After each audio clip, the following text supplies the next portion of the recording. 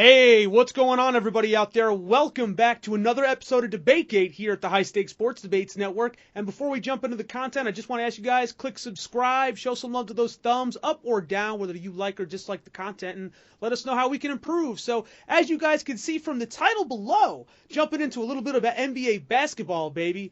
Should Byron Scott be fired? And I am joined today by the editor of Rebel Media Group, Lars Lewis, joining us the show to debate this topic today. What's going on, Lars? Let me guess, another beautiful day in Southern California? Well, I can also say it's not been very good in Lakerland. I can assure that. Oh, I bet, man. Just seeing some of the fans out here this season, it's gotten pretty ugly. Right. It's almost to the point where you don't even want to talk to Laker fans at this point because they're looking pretty upset, and I can't say I blame them. This is why we brought up this topic. Right. And so I'll let you kick it off then. I mean, listen, we know that the pieces of the Los Angeles Lakers have been revolving as of recent years. Stars like Pau Gasol and other pieces of this Laker team have dispersed now. You really only have mainstay Kobe Bryant, who's 37 years old, one of the most inefficient shooters in the NBA thus far this year. You have a collection of young talent in Julius Randle, that guard that they got, Russell in the first round, as well as that star second-round pick whose name's escaping me right now, but you can remind us. So what do you think? Do you think Byron Scott should be fired? Because this is clearly, as you said, Lakerland is in a rage right now. Should this man be fired? Well, there's a lot of evidence that can translate into him being fired, and I can give you a couple of numbers that stood out to me, considering the fact that when they drafted D'Angelo Russell in the first round compared to getting Jahlil Okafor, let me give you a number that's very important. The LA Lakers are dead last in the NBA in rebound differential. Right. Minus 7.4 a game. Now, you've got Roy Hibbert. He's a solid player. He's no scrub by any stretch of the imagination. Really a defensive guy, not someone you can rely on to put 20 plus, but absolutely a very good, solid NBA player. And that's true. But the problem is when you got a guy in Julius Randle who's still very young, he's technically a rookie. He played 3 quarters last year. I think we can agree to that, yeah. Yeah, very talented. And he's going to be a star in the league in the future. Mm-hmm. However, he's a rookie, and the fact that Hibbert isn't exactly someone who's going to be getting 15 or 16 boards a night like DeAndre Jordan would with the Clippers. Right. You're not going to have many guys on that roster that's going to get a lot of rebounds. Agreed. And this is what's hurting the Lakers is that they can't get a lot of boards on offense. Right. And I'm with you. Yeah, that's how you win in the NBA. Right. And it also brings up this. Watching the games, I was watching them play against Miami earlier this week. Right. Miami, despite the fact not having LeBron anymore, they still have Wade and Bosh. Right. They still can run an organized offense. Right. Because Spoelstra, I think, is a better coach than people think he is.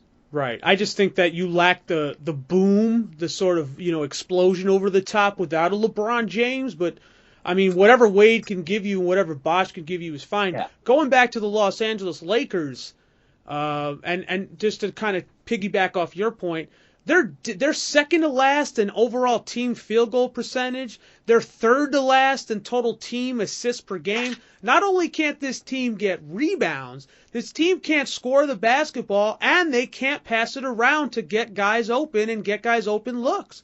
I mean, you just kind of have a total team implosion here. But, I mean, again, we didn't get to the fact that whether you think they should fire Scott or not.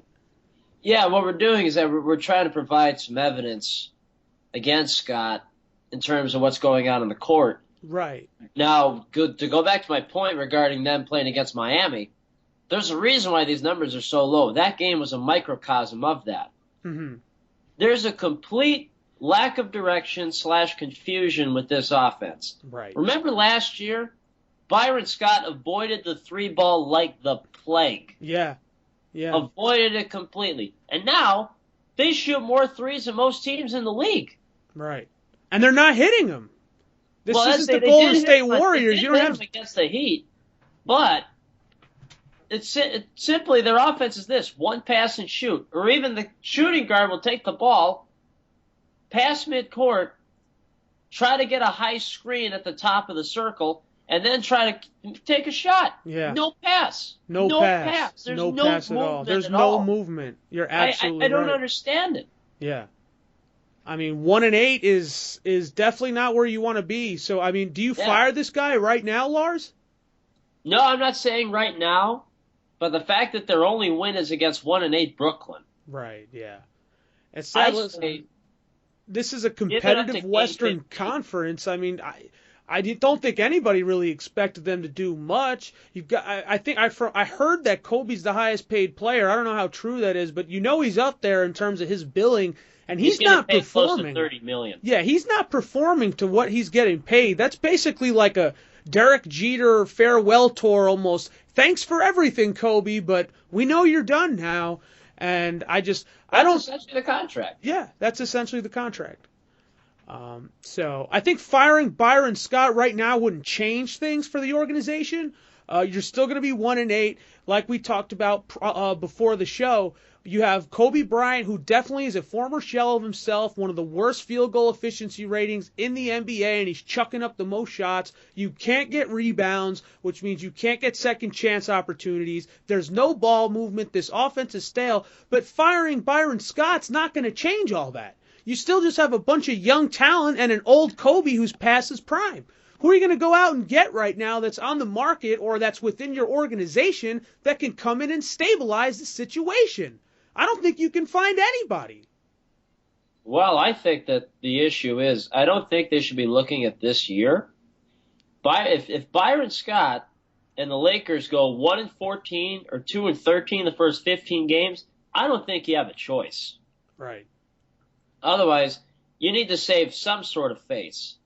Right. I mean, he'll be a scapegoat then at that point, but it's not going to make the team better this year. I think they'll fire him. They could fire him on account that he's grossly mismanaged D'Angelo Russell. He's barely given him any playing time in the fourth quarter when this is a year he should be getting playing time because Kobe will be out the door next year. He's the second overall pick. Yeah, and Kobe will be out the door next year. Yeah, so I'm thinking this.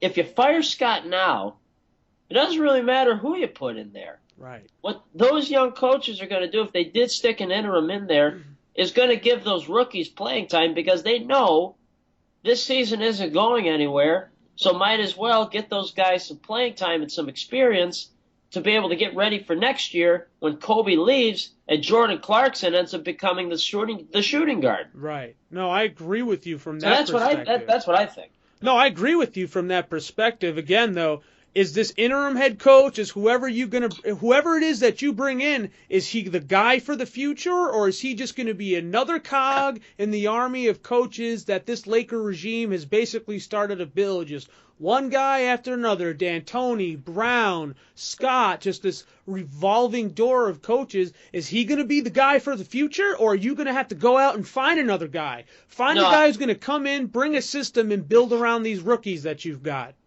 No, I think that this year, whoever comes in as the interim is just going to be someone to help develop the players, and I'm pretty sure the Lakers could give them a nice compensation package at the end of the season. Right. However, I do think that if the Lakers want to amount a chance, they might want to look at a guy named Tom Thibodeau. Right. I think that's a very, very good possibility, especially with the type of defense. Defense, you can't right? Play defense. That's a guy that can teach you defense, and that's a guy that can teach you discipline.